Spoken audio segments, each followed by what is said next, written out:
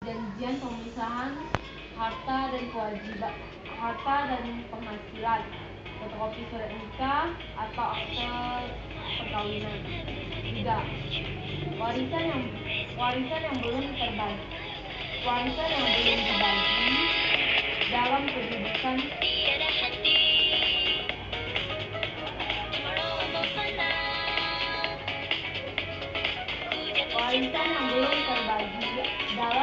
sebagai pajak yang tidak selesai terbagi.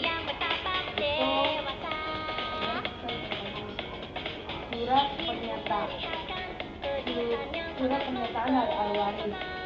Lalu 4.